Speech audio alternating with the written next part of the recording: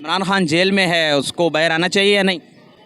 ایک دفعہ اس کو چانس دینا چاہیے، ایک دفعہ تو دیا تھا چانس، دوسری دفعہ پھر دینا چاہیے کہ اب دنیا بھی اس کے ساتھ ہے تو اس لیے کہہ رہے ہیں. اس چیز کو مانتے ہیں کہ دنیا اس کے ساتھ ہے؟ ہم مانتے ہیں. آپ کیوں نہیں ہے پھر؟ ہم نہیں ہیں اس کے ساتھ، نہ شیر کے ساتھ ہیں نہ بلے کے ساتھ ہیں. کس کے ساتھ ہیں؟ TLP کے ساتھ ہیں.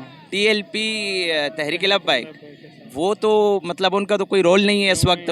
کیا رول ہے؟ حکومت ہی نہیں آنے دیتی، کوئی اور حکومت. وہ حکومت میں آ کے کیا کر سکتی ہے؟ کیا کر سکتے ہیں؟ نظام سارا آپ کا ٹھیک ہو جائے. کہ کوئی معاشی ٹیم نہیں ہے. کچھ ہے، اس کو آنے تو دو پہلے. خادم حسین رضوی بہادر نڈر لیڈر تھے، وہ انتقال کر گئے. اب اس کے بیٹے ہیں، ان کے جو دھرنے ہوتے ہیں وہ بھی پلانٹیڈ ہوتے ہیں. نہیں نہیں، ایسے نہیں. ایسا ہی ہے. ایسا نہیں ہے. آپ نے دیکھا ہوگا کچھ دن پہلے فلسطین کے حق میں انہوں نے دھرنا کیا تھا.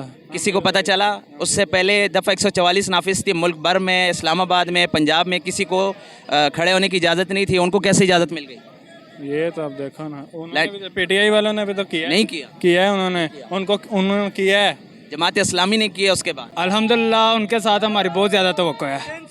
تقریباً یہ جو ان تھا چیف جسٹس نے یہ مبارک ثانی یہ کیس جو ان سا انہوں نے وہاں پہ احتجاج کرے، حکومت نے کیا کیا ان کے لیے؟ کچھ بھی نہیں کیا. نہیں یہ TLP نے وار اٹھائی ہے، کسی اور نے وار نہیں اٹھائی.